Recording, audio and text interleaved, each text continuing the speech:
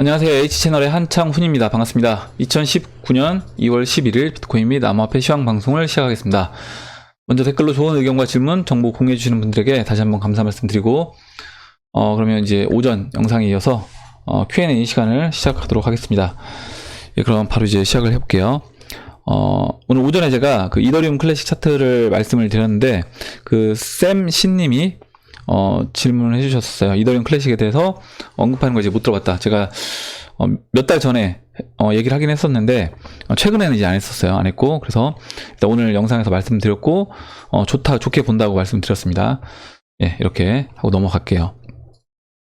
그리고 다음에 이제 김성수님이 팩트 올해 말로 연기됐다는데 어떻게 적용될까요? 그래서 어제 제가 그 이충선님 질문해주신 내용에서 마지막에 이제 답변을 드렸고 그 레이터를 어떤 식으로 이제 해석하느냐에 따라 다르다. 근데 이제 좀 그냥 지금 당장은 아니지만 좀 늦어진다 정도로 이제 해석하면 좋을 것 같다라고 말씀드렸고 기사 내용을 읽어보면 제가 일단 이 기사 내용을 링크를 걸어 놓을 테니까 필요하신 분들은 보시고요.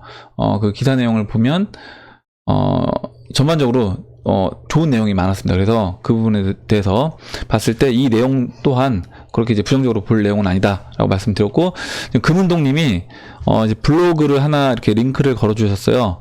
보시면 이 블로그를 보니까 그 코인 관련된 이제 뭐 내용을 써주시는 분 같아요. ICO 루츠라고 벡터에서 연말 오픈의 진실과 제대로 알아보기 이렇게 해주셔서 이제 그 내용, 전반적인 내용에 대해서 이렇게 써주셨습니다. 그래서, 한번 좀만 이제 내용을 읽어볼게요. 이제 답변한 내용입니다.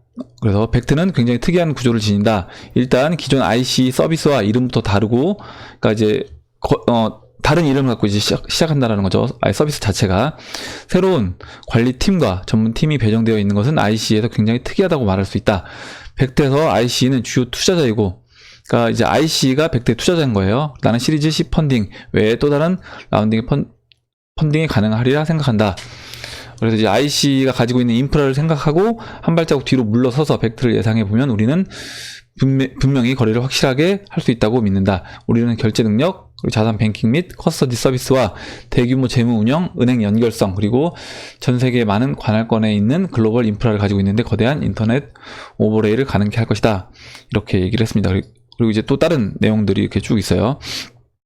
그래서 우리가 내용을 보면 우리가 스타벅스와 마이크로소프트와의 협력을 발표한 것처럼 수많은 소매 가맹점에서 우리의 가상화폐 생태계 시스템을 가동시키는 사업 계획을 성공시킬 수 있는 가치 있는 회사를 만들어낼 것이다. 이제 이 부분을 보면 결과적으로 그 스타벅스 지난번에 스타벅스에서 자신들이 뭐 직접적인 그 결제를 벡터 거래소를 통해서 한다 이런 얘기는 안 했지만 제가 그거는 일단 그렇게 얘기할 수밖에 없는 거고 앞으로 이제 하게 될 거다 이렇게 말씀드렸잖아요. 그래서 그런 부분이 이제 여기 나와 있다라고 보시면 될 것 같아요. 그래서 이제 스타벅스뿐만 아니라 수많은 소매 가맹점에서 벡트에 있는 암호화폐를 가지고 우리가 이제 실제로 결제를 할 수 있는 그런 날이 곧 오리라 이렇게 보고 있습니다. 그래서 따라서 우리는 이게 어떻게 진행되는지 봐야 한다. 이러한 기반 구조는 올해 말에나 여기서 이제 올해 말이 지금 당장은 아니지만 좀 늦게 해서 런칭 될 거다. 이 정도 이제로 의미를 해석해서 보면 될 것 같다. 그 얘기입니다. 예, 한번 이제 필요하신 분들은 제가 이 내용은 따로 링크를 안 걸어 놓을게요. 여기 금운동님이 링크를 걸어 놨기 때문에 이 부분을 이제 보시면 될 것 같습니다. 네, 그리고 넘어가도록 하겠습니다. 그리고 이제 외토리님이 농협에서도 화해일을 사용하고 있다. 라고 얘기를 해서 일단 제 생각에는 뭐 LG U+도 마찬가지고 농협도 마찬가지고 지금 화해를 지금은 사용하고 있지만 결과적으로 이제 계속 지속해서 이걸 사용하는 거는 쉽지 않아 보입니다. 지금 이제 미국이 이제 강하게 압력을 넣고 있기 때문에 정부 입장에서도 이 부분을 또 물론 그 농협이라든가 LG U+에 직접 대놓고 얘기는 할 수 없겠지만 아마 간접적으로라도 정부 입장에서 또 압력을 저는 넣지 않을까 이렇게 생각을 하고 있습니다.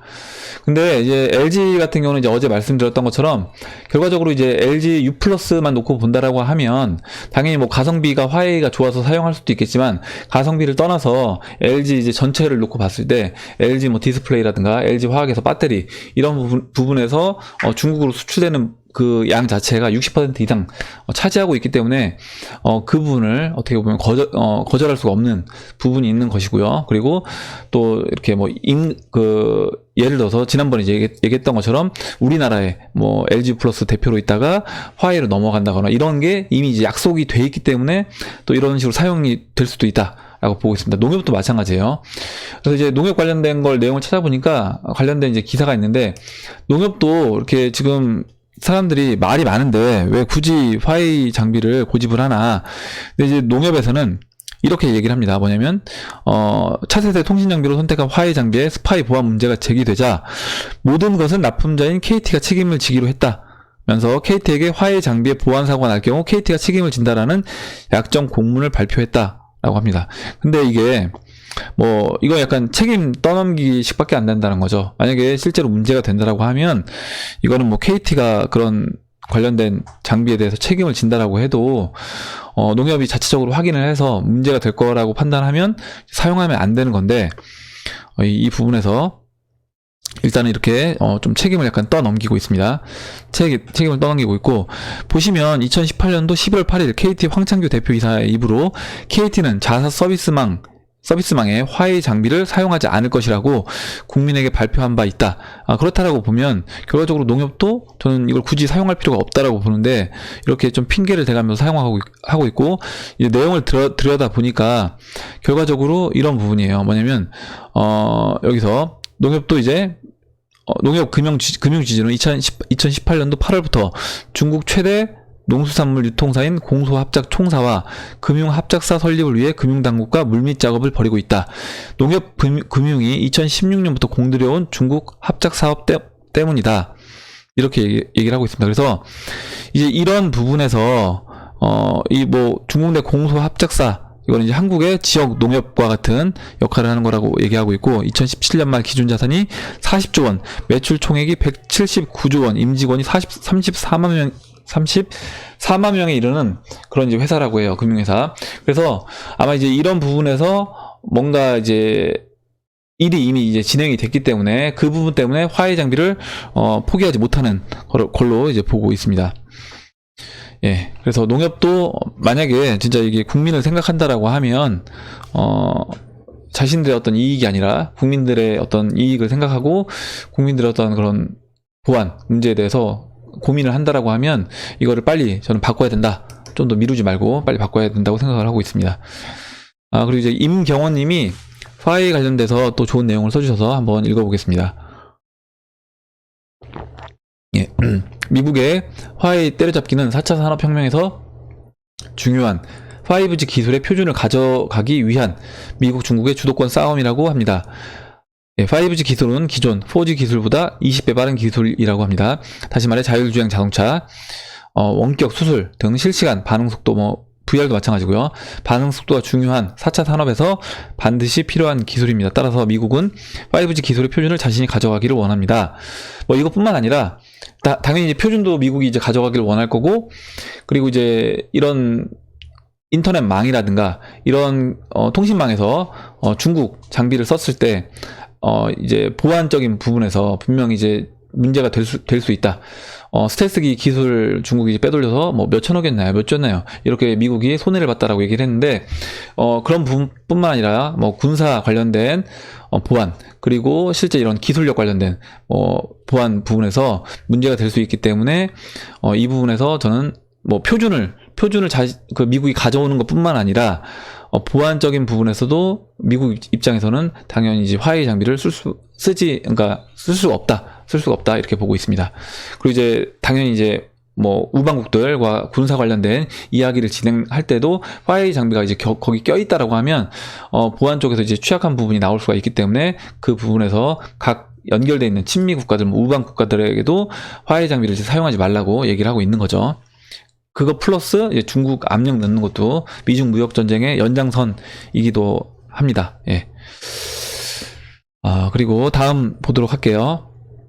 지금 이제 20분에서 30분 하다 보니까 좀 짧다라고 얘기해 주시는 분들도 계셔서 일단은 제가 최대한 너무 길지 않게끔 그래서 일단 생각해 보니까 30분 정도로 맞춰서 진행을 해보려고 합니다. 그리고 다음에 이제 고영진 님이 이제 써주셨어요. 이오스 지갑 사용이 어려워 에어드랍 지원 때문에 다른 코인과 달리 토큰 뱅크 거래소보다 지원이 잘 된 것 같아서 보관하고 있는데 괜찮은 건가요?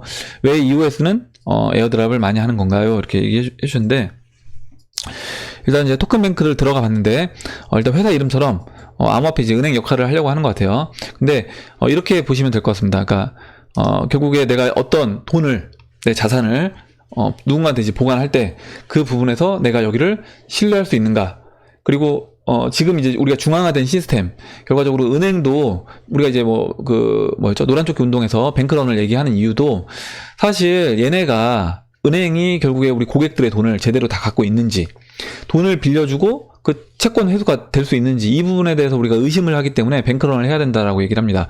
그렇다라고 하면 어떤 앞으로 암호화폐에 관련된 이런 뭐 지갑 서비스를 하든 은행 역할을 하든 뭐 거래소를 하든 뭔가 보관 서비스를 하는 회사들 입장에서는 자신들이 뭔가 이제 고객들한테 인정을 받고 돈을 이제 많이 맡으려고 한다라고 하면 당연히 그 신뢰 부분이 일단 해결이 돼야 된다. 신뢰 부분이 해결이 돼야 되고, 그 부분에서 그게 이제 해결되지 않는다라고 하면 우리가 이제 마음을 놓고 맡길 수가 없는 거죠. 맡겼는데 나중에 돈 달라고 했더니 거래소에서 돈을 못 주겠다. 암호화폐 니들 맡겨놓은 거 없다. 이렇게 얘기해버리면 찾을 수가 없는 거잖아요. 만약에 암호화폐 거래소도 일치에 고객들이 다 몰려서 암호화폐를 출금하겠다고 했을 때 문제가 될 수 있는 부분이 있기 때문에 그 부분에서 이제 얘기가 나오는 거고, 아마 이제 그 부분 한번 생각을 해보시면 도움이 될 것 같아요. 우리 이제 이오스가 에어드랍이 많은 거는 당연히 이제 그만큼 뎁이 많아지고 있다라고 하고, 많은 뎁들이 또 그 뎁을 홍보하기 위해서 당연히 일정 부분 마케팅 비용으로 그 이오스를 보유하고 있는 그 홀더들한테 그 에어드랍을 해준다라고 이제 보시면 될 것 같습니다. 그래서 뭐 에어드랍 해주는 부분은 이오스에서 공식적으로 인정한 에어드랍이라고 하면 그 부분은 이제 좋다고 보면 될 것 같아요. 그만큼 여러 가지 이제 그런 유틸리티 코인들이 나오는 것이기 때문에 좋다고 보시면 될 것 같습니다. 예, 그리고 다음에 다음 지금 외토리님, 잠깐만요, 어디까지 했냐면 고영진님 했고요. 그 다음에 이제 통기봉님이 써주신 내용. 그래서 지금 이제 비트 차트 4시간 봉에서 이제 눌림 구간이어서 급등이 가능한 구간이다. 그래서 원화로 430만원까지 단칼에 올려주면 좋겠다, 이렇게 얘기해 주셨고요. 차트적으로 제가 그래서 내용 이것도 이제 오전에 참고했고, 제가 봐도 이제 그렇게 보여서 오전 차트 설명드릴 때 송기봉님 의견하고 이제 제 의견도 같이 해서 설명드려서 3,710달러가 돌파가 되면 4,000달러까지는 저도 바로 갈 수 있겠다, 이렇게 말씀드렸고, 4,000달러니까 원화로 한 430만원까지 이제 보시는 것 같아요. 이렇게 이제 보시면 될 것 같고, 그리고 이제 그 송기봉님 또 퇴직연금 물어보셨는데, 제가 이제 퇴직연금이라고 생각 안 하고 그냥 인버스 검색하면 인버스 관련된 내용이 있다, 이렇게 말씀드렸는데, 아직까지 이제 퇴직연금 레버리지 인버스 상품은 없는 걸로 나온다, 이렇게 얘기를 해주셨어요. 그래서 이제 이 부분은 저도 이제 퇴직연금 관련된 부분은 저도 몰라서 답변은 따로 안 드렸습니다. 혹시 퇴직연금 관련돼서 그 인버스 상품이 있다는 걸 알고 계시는 분이 있으면 그 부분에서 이제 답변을 달아주시면 감사하겠습니다. 그리고 다음 보도록 할게요.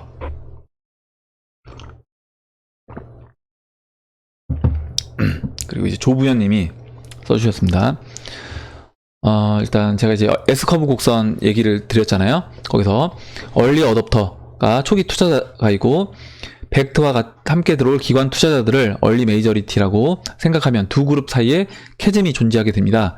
지금이 그 계곡을 건너가는 시점인가, 그리고 건너지게 될 것인가의 쟁점이겠죠. 그러니까 넘어가고 있는 단계라는 얘기신 것 같아요. 일상적으로 얼리 메이저리티로 전이되지 않는 이유는 초기 다수 수용자 입장에서, 그러니까 그 기관 투자자, 앞으로 이제 들어올 기관 투자자들 입장에서 초기 다수 수용자라고 이제 말할 수도 있고요. 충분히 실용성이 확보되지 못하였거나 이들이 그리고 두 번째, 기존 관습에 얽매여서 수용 의지가 떨어지는 경우입니다. 얼리 레귤레이터로부터 초기 다수 수용자로 확산되는 방향이 일반적이지만 지금 상황은 암호화폐는 벡트 등의 기관 투자자들이 경쟁 기관 투자가 보다 선제적으로 수용하고자 하는 상황으로 이해하는 것이 적절할 듯합니다. 수용 주체가 수동적인 일반적인 경우가 아닌 능동적이고 유용성에 대한 확신이 그 힘의 근원이라고 생각하는 것이죠. IC나 독일의 슈투트가르트가 기존 금융산업 내의 경쟁력을 유지하기 위한 신채널 관점에서 벡트 같은 거래 플랫폼을 출시하는 것으로 보입니다. 이는 기존 금융 플랫폼의 경쟁력 강화 관점에서 당연한 전략이니 거스를 수 없는 대세라고 하겠습니다. 더불어 진정한 성장은 초기 다수 수용자들이 진입하면서 라는 점도 간과하면 안 될 부분입니다. 실제 큰 상승이 오는 캐즘을 건넌 이후이니까요. 그래서 제가 이제 캐즘이란 용어를 제가 몰라서 검색을 해보니까 그래서 되게 좀 좋은 의미가 있더라고요. 이 캐즘이 한번 여러분들하고 혹시 이제 아시는 분들도 많이 있겠지만 모르시는 분들도 계실 것 같아서 한번 이 용어에 대해서 한번 같이 공부를 해보는 시간을 가져보도록 하겠습니다. 일단 캐즘이 일단 뭐 말 자체는 좀 처음 들어보는 말인데 일단 이 캐즘은 원래 지질학적 용어래요. 지질학적 용어로 단절된 구간을 의미하는데 1991년 미국 실리콘밸리에서 컨설턴트로 일하던 제프리 무어 박사가 벤처업계 성장 과정을 설명하면서 이제 이런 캐즘이란 말을 사용을 했는데 이제 이 사람이 이제 영향력이 있었다 보니까 아마 이게 이제 경제 용어로 이렇게 자리 잡았다. 라고 보고 있습니다. 일단 말 자체는 좀 생소한데 용어 의미는 그렇게 어렵지 않아요. 용어는 뭐냐면 이런 식으로 이제 보시면 될 것 같아요. 뭐냐면 이제 우리가 지금 일단 이걸 설명드리기 전에 먼저 잠시만요. 태블릿 PC를 예를 여기서 들었어요. 그래서 이걸 보면 태블릿 PC도 캐즘 단계를 거쳤다고 볼 수 있습니다. 2000년대 초 마이크로소프트가 윈도우 운영체계 OS를 태블릿 PC를 처음 출시했지만 시장의 반응은 싸늘했습니다. 하지만 2010년 애플이 출시한 아이패드가 세계적인 인기 상품이 됐고 이후 태블릿 PC는 차세대 단말기로 급부상했습니다. 이렇게 캐즘을 극복하고 수요가 폭발적으로 늘어나는 시점을 티핑포인트라고 부릅니다. 예, 그래서 VR 업계에도 이런 티핑포인트를 마련해줄 신제품이 필요한 것 같습니다. 얘기를 해주셨어요. 그래서 얘기를 했습니다. 그래서 이게 그러니까 이런 것 같아요. 뭐냐면 기존에 이런 기술들은 뭐 노키아도 마찬가지였어요. 노키아도 노키아 회사에서 이미 스마트폰은 다 개발이 됐었습니다. 근데 이거를 대중화시키지 못한 거예요. 그렇다라고 하면 마찬가지로 지금 태블릿 PC도 2000년도에 이미 마이크로소프트가 태블릿 PC를 이렇게 개발했는데 시장 반응이 이제 싸늘했고 오히려 이후에 애플에서 그걸 이제 대중화시키면서 아이패드를 대중화시키면서 이게 이제 자리 잡았다 이렇게 보는 거고 VR도 이제 마찬가지 거다 이렇게 보고 있는 겁니다. 그래서 VR도 나온 지는 벌써 꽤 됐어요. 꽤 됐는데 실제적으로 이게 지금 대중화해서 사용하진 않고 있어요. 저 같은 경우는 이제 쓰면 어지럽거든요. 근데 이 어지러운 것도 이제 5G 기술이 들어오면 이것도 이제 거의 실시간으로 작동되기 때문에 어지럼증을 많이 잡아줄 수 있다라고 합니다. 그럼 이제 5G 기술과 접목해서 이번에 이제 페이스북에서 거의 뭐 $400짜리 그런 VR 기기 인터넷과 따로 연결할 필요 없는 뭐 핸드폰과 연결할 필요 없는 그런 VR 기기가 나온다라고 하면 그때는 이게 이제 대중화를 선도할 수 있다라고 보고 있는 거예요. 그래서 그런 부분에서 그런 대중화 단계로 넘어가기 직전 이미 기술은 나와 있지만 대중화 단계로 넘어가기 직전에 그 어떤 사이를 일컫는 말을 이제 캐즘이라고 한다. 예, 그래서 아시는 분들도 이제 계셨겠지만 또 저같이 모르는 분들도 있을 수 있으니까 한번 같이 이 단어에 대해서 그리고 내용을 또 알면 좋을 것 같아서 같이 한번 살펴봤습니다. 예, 이렇게. 그래서 지금 암호화폐 단계가 이제 조부연님이 보시기에는 그렇게 이제 보이신다는 거예요. 얼리 어댑터들 있고, 그 다음에 이거를 이제 대중화시킬 수 있는 그런 것들. 그러니까 초기 다수 수용자가 들어오려고 하면 그 다수 수용자를 끌어들일 수 있는 뭔가 그게 벡트 거래소라든가 아까 이제 뭐 독일의 이제 그런 슈투트가르트 증권 거래소, 그래서 또 스위스의 SIC였나요? SIX였나? 그렇게 그런 거래소들이 본격적으로 들어오면서 이게 대중화될 수 있다. 뭐 SBI도 마찬가지고요.